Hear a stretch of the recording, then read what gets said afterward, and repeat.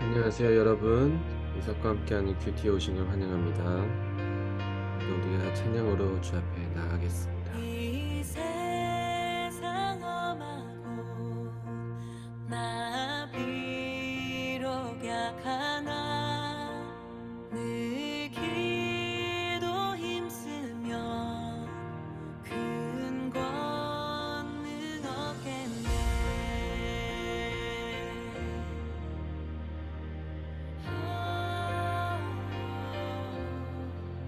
주님의 권능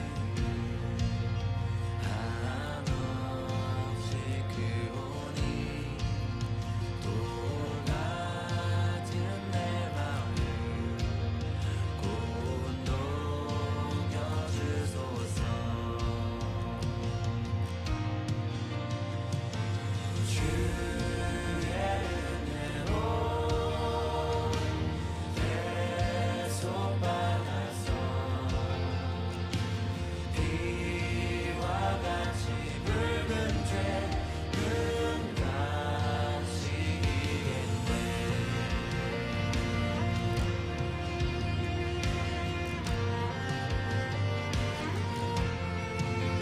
내 맘이 약하여 늘 넘어지오니 주 예수 임주사 굳세게 하소서. 주의 은혜로 대속받아서 이와 같이 붉은 죄는 같이 이겠네. 주의 은혜로 대속받아서 이와 같이 붉은 죄는 같이 이겠네.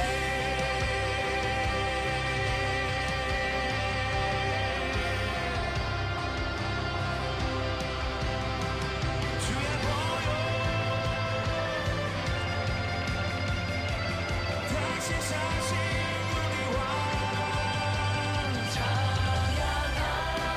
그 속에 주 죽음에서 날 구했네. 찬양하라.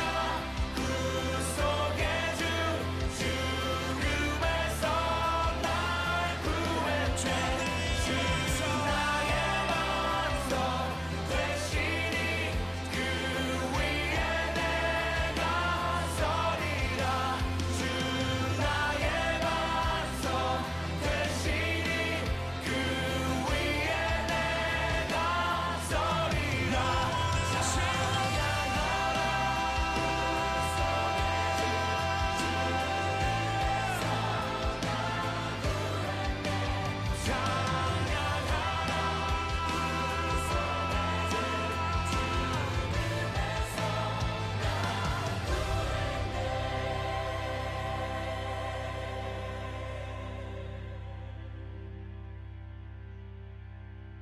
죄 사함 받은 후 새 사람 되어서 주 앞에 서는 날 늘 찬송하겠네. 주 앞에 서는 날 늘 찬송하겠네. 주 앞에 서는 날 늘 찬송하겠네. 주 앞에 서는 날 늘 찬송하겠네.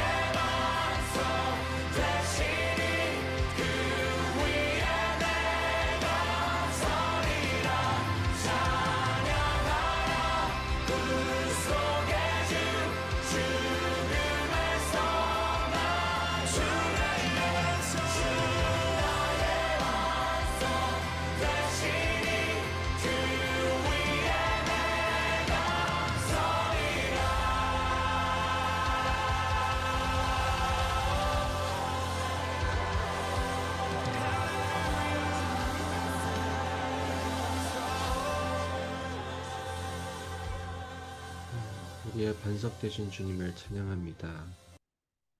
오늘의 말씀을 같이 보겠습니다. 오늘의 말씀은 사무엘상 26장 1절에서 12절의 말씀입니다. 제26장.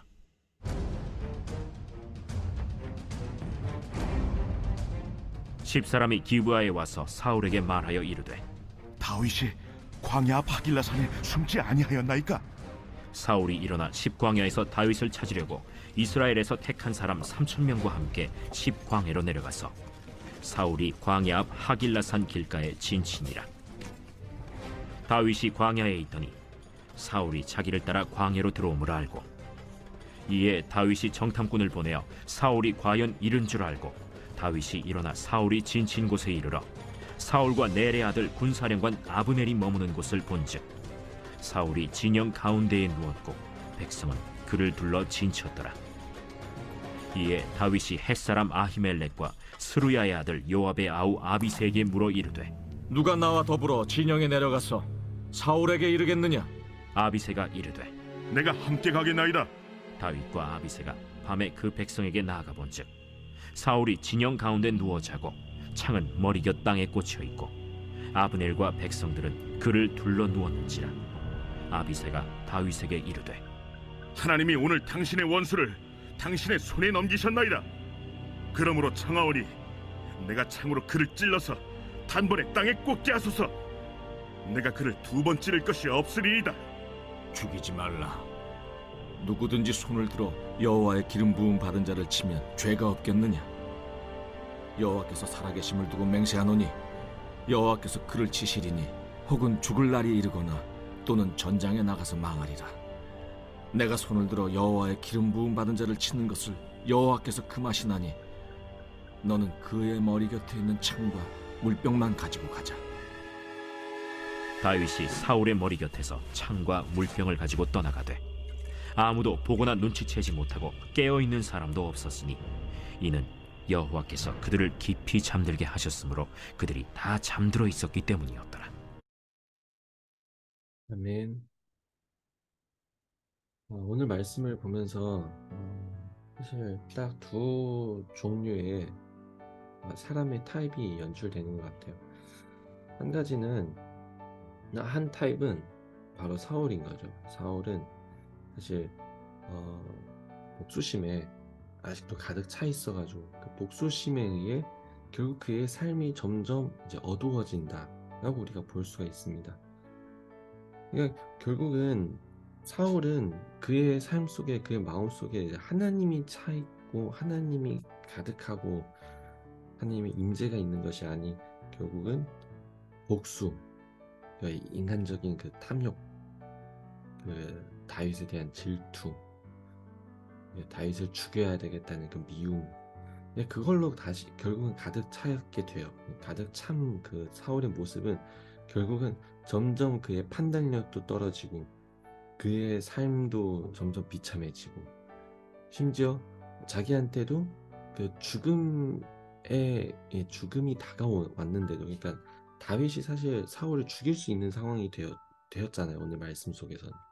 그러니까 죽음이 다가왔는데도 그거를 모르고 그냥 잠들면서 지나가는, 결국 이런 모습이 우리의 삶과 우리의 마음 가운데 만약에 하나님이 채워지지 아니었다면은, 하나님이 채워진 게 아니었다면은 세상적인 탐욕과 복수와 미움과 각종 이런 인간적인 세상적인 그런 감정으로 차 있다면은 결국은 우리의 삶이, 우리의 눈도 어두워질 것이고 삶도 어두워질 것이고 판단력과 모든 것이 다 떨어지고 둔해질 수밖에 없다라는 것을 사실 우리가 사울을 통해서 볼 수가 있습니다.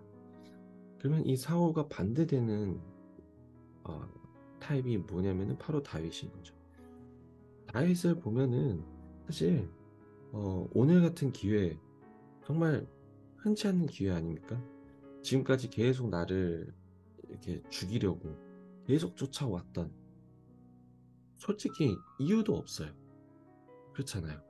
그냥 단지 나를 미워서, 어떻게 보면은 사실 사울은 나를 질투해서 그렇게 계속 나를 괴롭히고 계속 죽이려고 하는 이 사람이 결국 내 앞에 아무 방어 없이 무방비 상태에서 그냥 누워 있어요. 이제 이런 상황에서 옆에 같이 따라왔던 아비새가, 그러니까 같이 따라왔던 사람도 심지어 이렇게 얘기하는 거예요. 야, 하나님이 오늘 어, 원수를 갚도록 지금 이런 상황들을 하나님이 만드셨다. 이런 식까지로 얘기해요. 근데 물론 이 상황은 정말 하나님이 원수를 갚으라고 결국 이렇게 상황을 연출한 걸까요? 물론 이건 아닐 거예요. 근데 어쨌든 옆에 아비새도 이 정도로 오해할 만큼 상황이 너무 잘 풀린 거예요. 너무 잘 딱딱 맞춰진 거죠, 한마디로. 그러나 다윗은 이런 상황을 보고 어떻게 얘기했을까요? 10절에 이렇게 얘기하고 있습니다.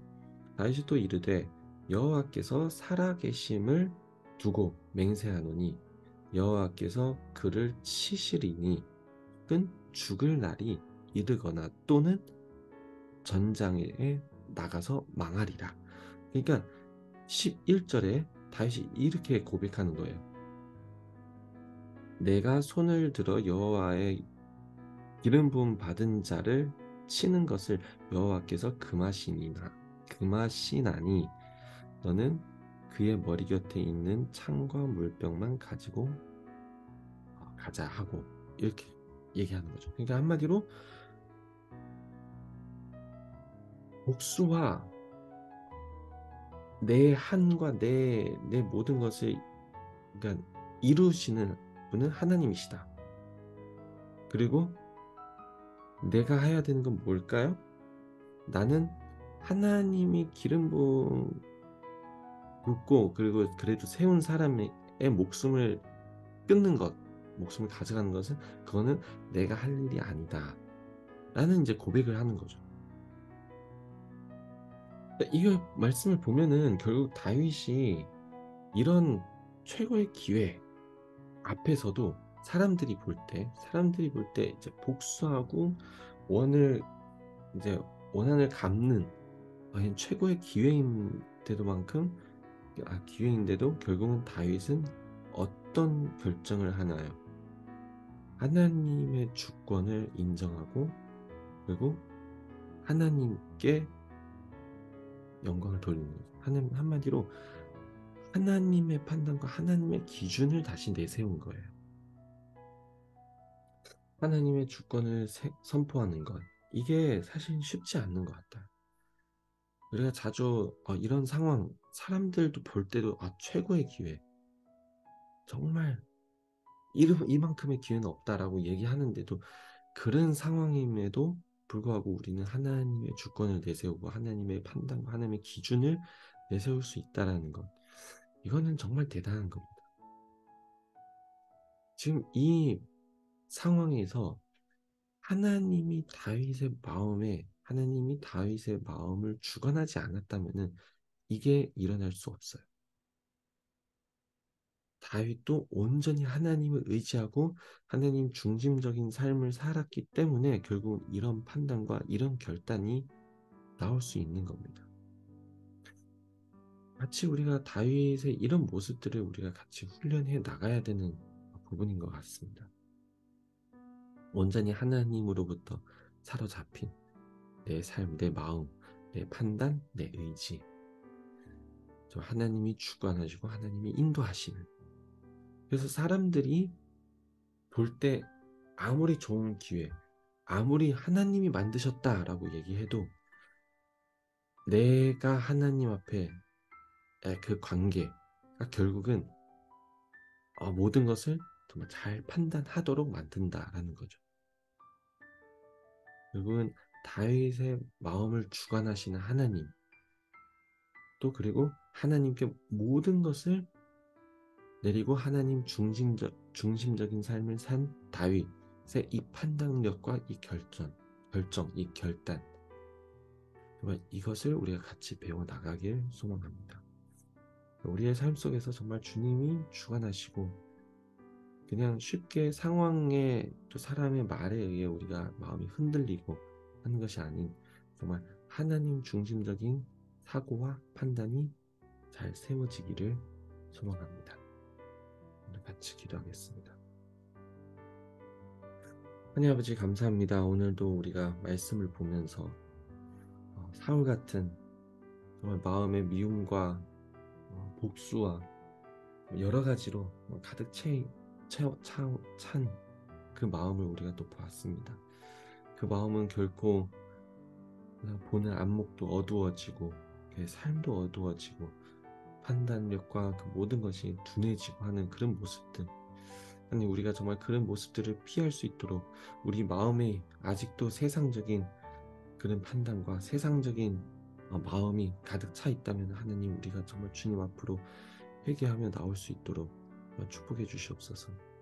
그래서 우리가 다윗 같은 하나님 중심적인 사고, 하나님의 주권이 잘 세워진 그 삶과 하나님의 판단력이 가득한 그 삶을 우리가 살 수 있도록, 주님을 인정하는 삶을 살 수 있도록 주님 축복해 주시옵소서.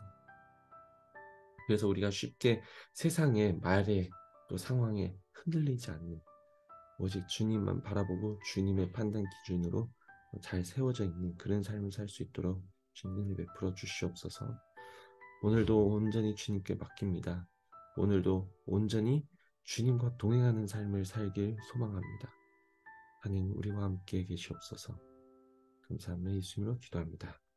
아멘. 오늘도 여러분들의 삶이 정말 주님의 주권을 선포하는 삶이 되기를 소망합니다. 축복합니다. 내일 또 만나요.